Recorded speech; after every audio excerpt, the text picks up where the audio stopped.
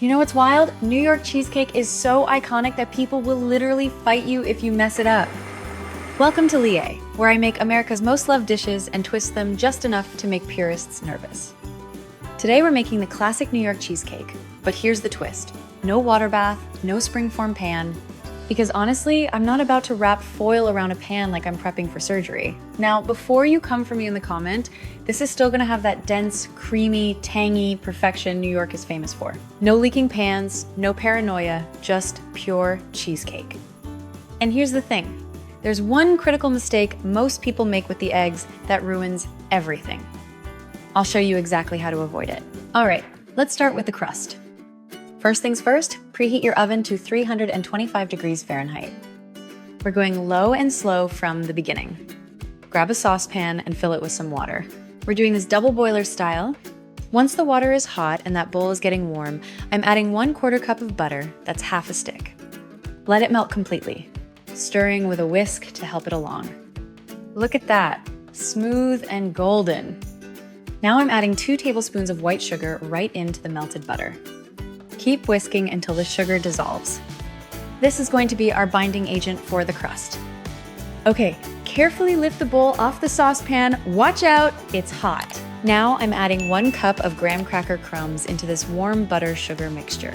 Stir it all together until every crumb is coated. You want it to look like wet sand, that sticky, packable texture. Time to build this crust. I've got my 6-inch push pan here, and I've lightly greased it with a bit of butter or cooking spray so the crust doesn't stick. Pour in that graham mixture and start pressing it down. Use the back of a spoon or a flat-bottomed measuring cup. Press hard, you want this compact and tight on the bottom of the pan. Into the oven it goes at 325 degrees Fahrenheit for 10 minutes. Now while that's baking, we're not just standing around. Time to start the filling. All right, this is where the magic happens. I've got 1 pound of cream cheese here. That's about 2 cups. And this is room temperature. I cannot stress this enough. If your cream cheese is cold, you're gonna get lumps, and nobody wants lumpy cheesecake. Leave it out for like an hour before you start. I'm putting this in a large bowl and beating it with a mixer at medium speed. We want it fluffy and smooth, almost like whipped texture. Keep going until you see it get lighter in color and really soft. Oh, that's the crust. Hold on. All right, time to get the crust out. Now, I'm gonna be real with you.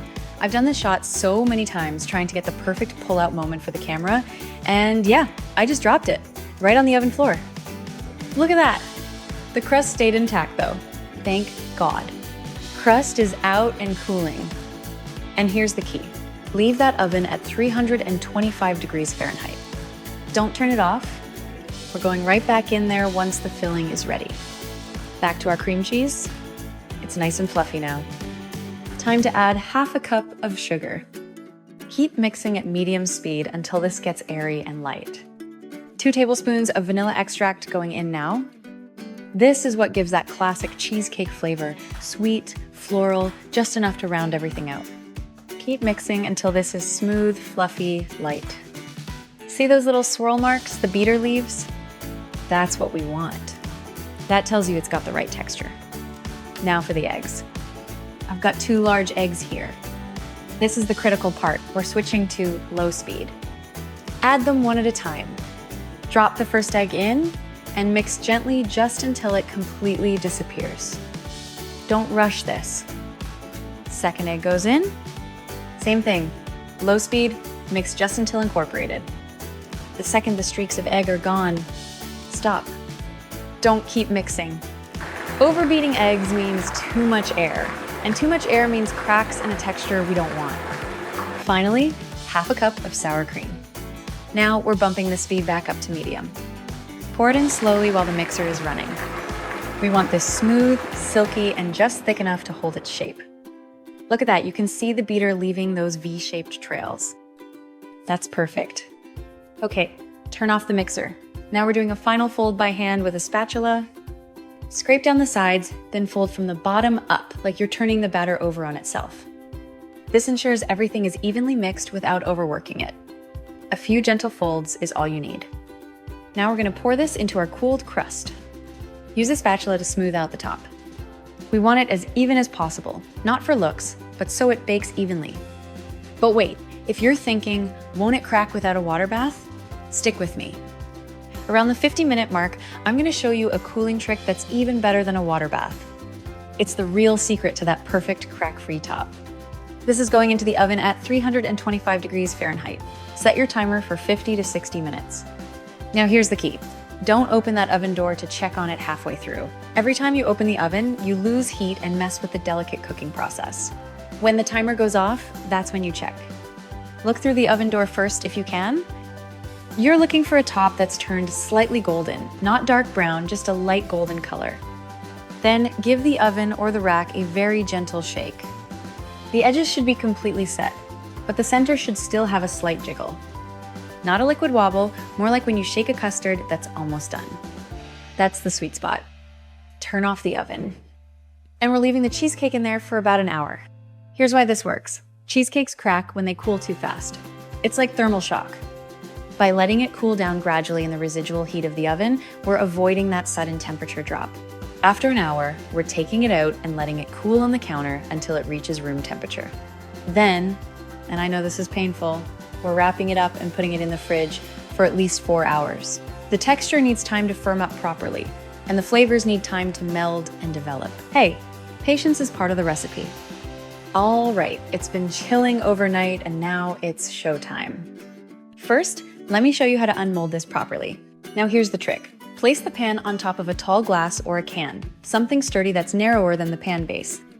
Now gently push the outer ring down. The pan slides right off. Now we need to transfer this to a serving plate. Use 2 wide spatulas or a large offset spatula, slide them under the base, and carefully lift the whole thing onto your plate. Now, before we decorate, I'm going to score some light lines on top, just marking where I'll cut later. This makes slicing so much easier and cleaner when you're serving. For slicing, here's the pro move. Get your knife hot, then make your cut in one smooth motion following those score lines. I've got a perfect slice here. Look at that cross-section. You can see the distinct layers, the golden compact crust on the bottom, and that thick, creamy filling on top. No air pockets, no weird texture, just smooth all the way through. For decoration, a classic New York cheesecake can go naked, but I'm adding some fresh raspberries here. The slight tartness of berries actually complements the rich, tangy filling really well. Moment of truth. Let's see if skipping the water bath was genius or if I just wasted a whole day.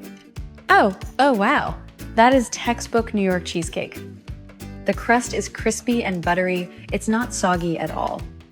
And the filling, dense, creamy, that signature tang from the cream cheese. It's not fluffy or light like a Japanese cheesecake. This is as close to the original as you can get without actually going to New York. The texture, the flavor, the structure, it's all there. So there you have it, classic New York cheesecake without the water bath drama. Sometimes the best twists are the ones that make your life easier without sacrificing quality. Drop a comment and tell me what state I should tackle next. Hey New York, you absolutely does not suck.